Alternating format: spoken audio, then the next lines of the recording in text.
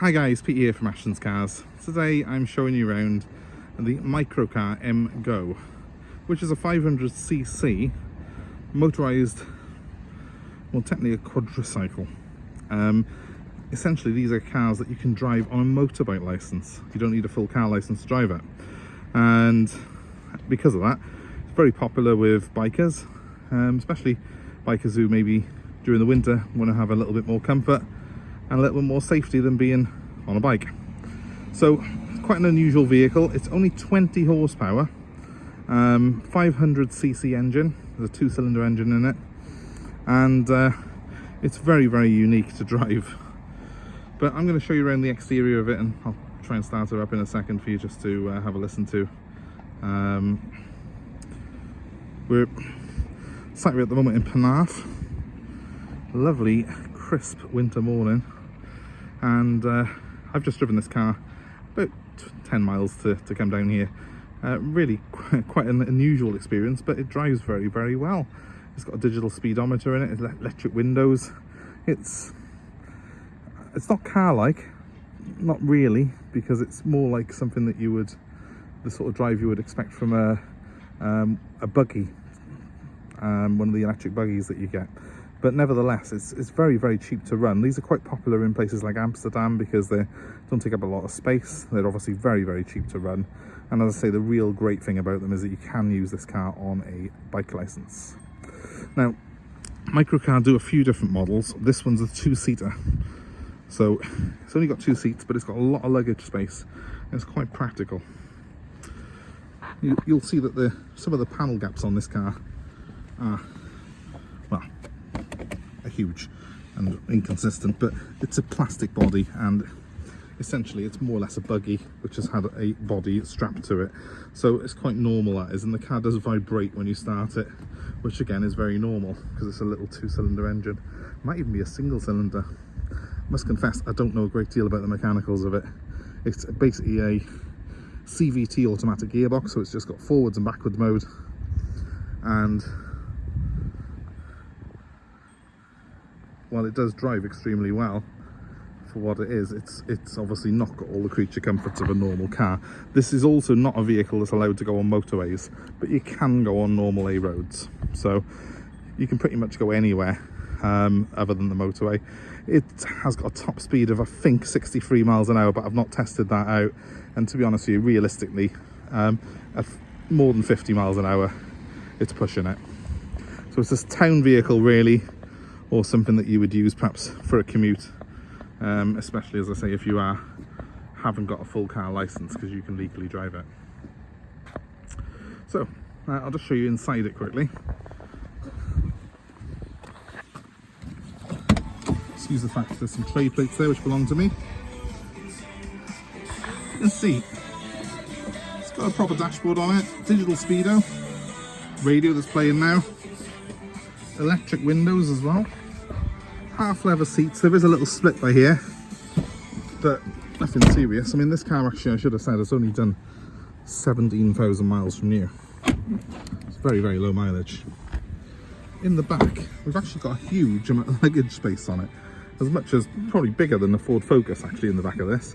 So there's loads of space on it. Obviously they do a model with seats in the back as well, but in a funny way I think this is actually more practical because it's got that extra bit of space in it. So it's quite a practical vehicle. It looks quite appealing. This one's in white, which I think suits the car really well, and it is in very good condition. I mean, it's 11 plates, so it's what, 12 years old coming up, and it's only done 16,900 miles from new, so it's very, very low mileage.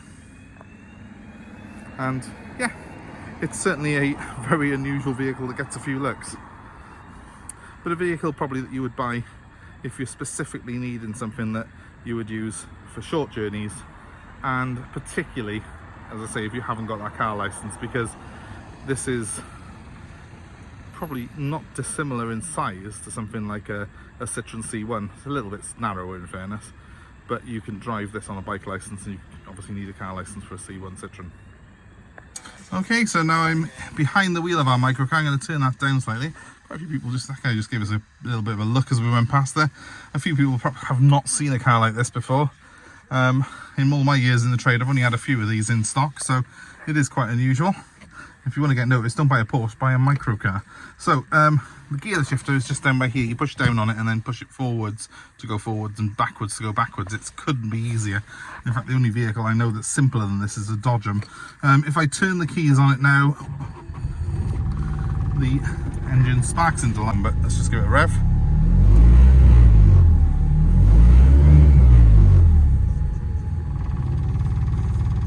You can probably hear a couple of rattles from interior trim and stuff like that. It's not the last word, this car, in refinement, but nevertheless it's quirky enough that you really do sort of smile every time you get in it. And you know, this car's been owned by a friend of mine, and he used it purely for the fun factor of it. It is a good laugh.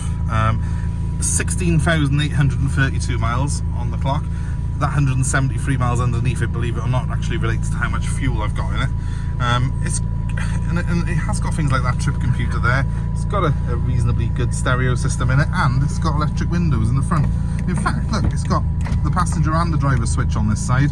In a Citroen C1, you only have the one for each side. You've got to reach over to the passenger one, so the microcar's kind of got more kit on it.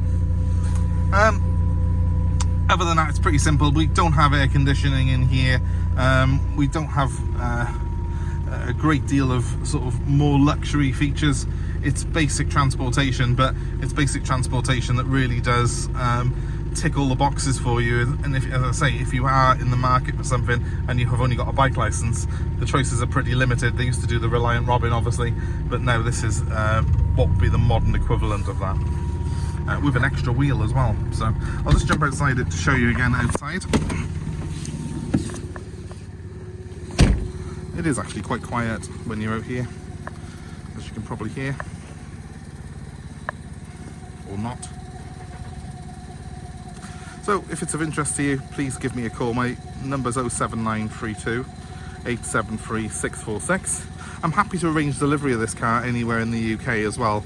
And obviously, if you do live further afield, as much as I know this car would drive to Scotland without any trouble at all, because of the fact that you can't take it on motorways, I'd recommend delivery, and we can get that arranged to anywhere in the country. So give me a call on 07932 873 646. Let me know where you are. I'll work out a cost with delivery, and happy to take an old car in part exchange if you've got something that you want to put in. Again, give me a call on 07932 873 646. Thanks very much for watching these videos, and please give us a like, share and subscribe to our channel for more cars like this. Well, maybe not too many of them all like this, but